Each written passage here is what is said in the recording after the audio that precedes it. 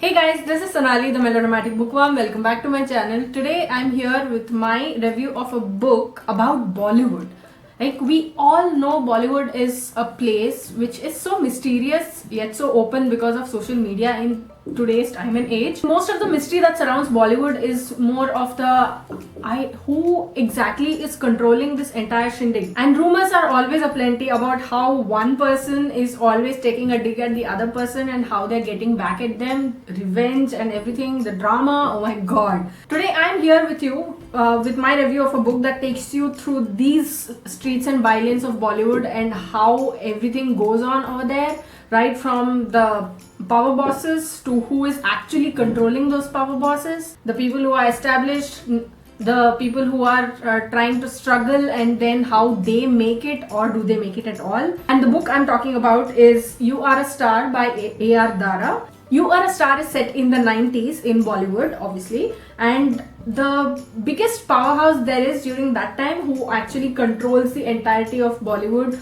and who controls who comes in and who does not, like there's sort of a barrier over there, is Mr. Bajaj.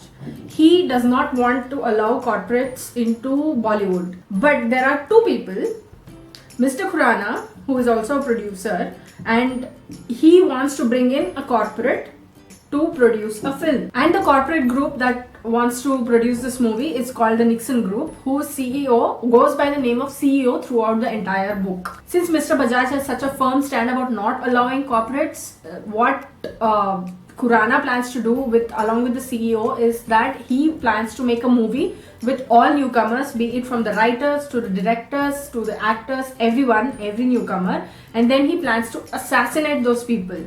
So these people, will they be able to escape that plan, the murk of Bollywood, which they've always seen with stars in their eyes? But we also need to talk about who the characters are who are at the receiving end of this punishment. So who we're talking about is Dev, whose father is a big businessman, and he told his father that he's going to New York to study business or something, but he actually goes there to study arts, like the performing arts. And his father is obviously pissed at him and he kicks him out. And when Dev tells him that he wants to be an actor, so Dev ends up in Mumbai. He wants to be an actor, but he is used to the comforts, the luxuries of life, so he does not adjust to the ways of living in Mumbai that easily, like the ways of living of a struggler in Mumbai that easily, and he wrinkles his nose at everything.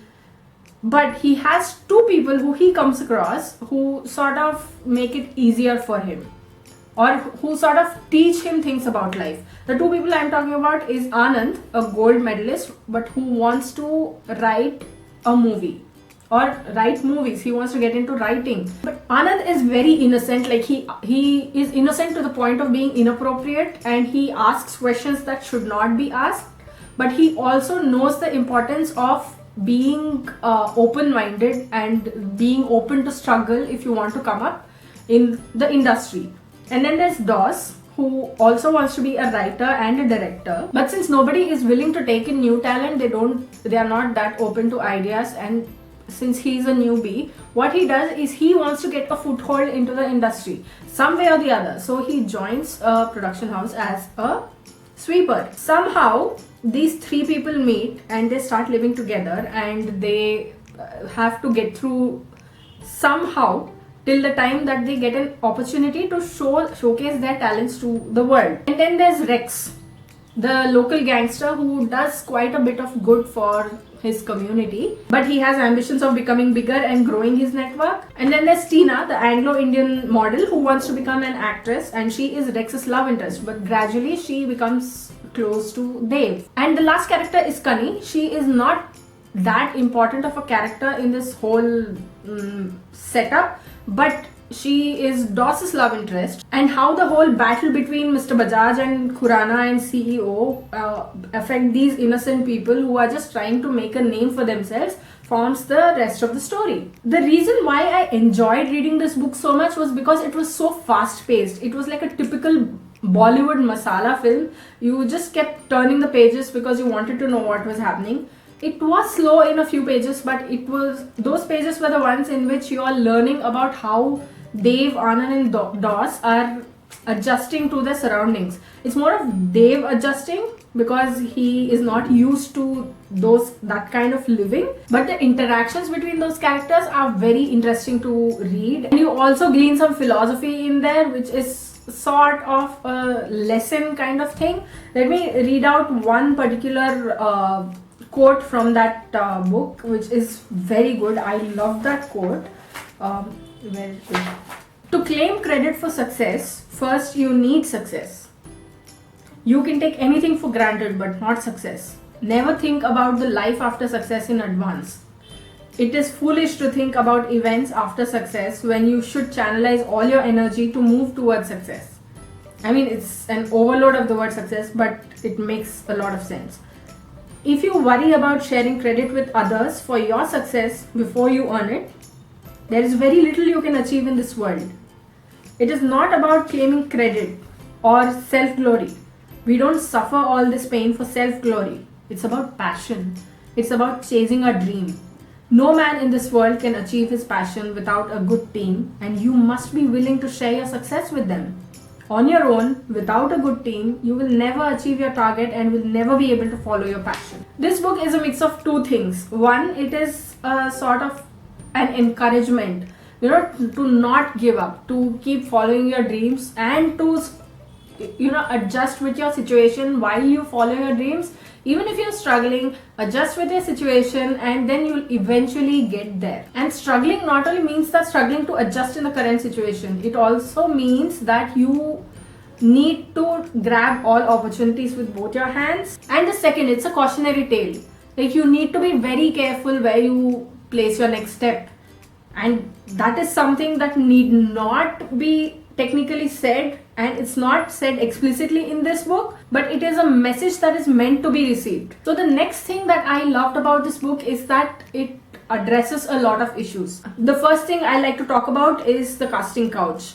There's no denying that Bollywood has a very filthy, disgusting habit of the casting couch, in which they resort to asking actors to perform lewd acts, sexual acts for them. And in this book, the author has used these incidents to show the depths to which people can fall. Like, a casting couch is happening, two men are sitting in the room and they're asking a woman to strip. Very matter of factly, you continue what you're doing, we are going to talk. And that's exactly what's happening. And it boiled my blood to no end. See, the reason it boiled my blood was because of how matter-of-factly it was written, and because I know that such things happen. It was a reflection of reality, which is why it made me even more angry. And then the struggles of new actors, writers, directors, and anyone who's just looking to find a foothold in the industry.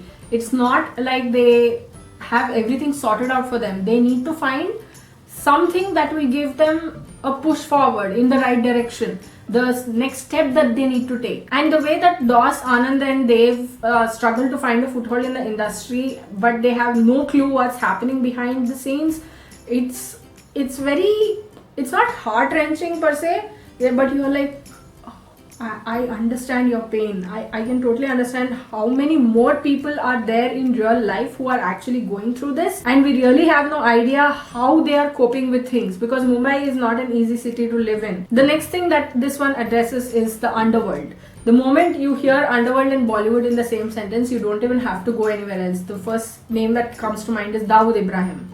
I'll give you so much money, you do this, or I will use my clout to ensure that your movie goes off without a hitch. I will threaten other producers, I will threaten anyone who wants to make your life difficult, making of this movie very difficult, and I'm going to handle them for you. If you swear your allegiance to me, and if you give me a cut of your profits. I really don't know how it works, but this one talks about that underworld machinery that keeps rotating behind the scenes, and how it is so important to the main characters. Like, I'm talking about Mr. Bajaj, Khurana, CEO, and the way that they use the underworld to get their point across and to make stupid decisions. Like, underworld itself is a stupid decision, but still. And related to this underworld is the power games that go on in Bollywood.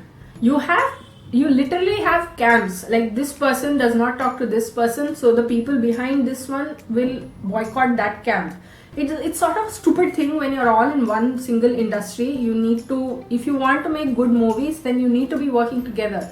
But the power games that happen, be it at the actor level or if it's at the producer level, and that's one thing that needs to change. And this book shows that admirably when Khurana and CEO butt off with Mr. Bajaj and try showing him down, and even do not think of the innocent lives that they are putting at risk. And the last thing that I loved about this book is the way the author has portrayed how to stand up for, one's ideals, for what one thinks is right.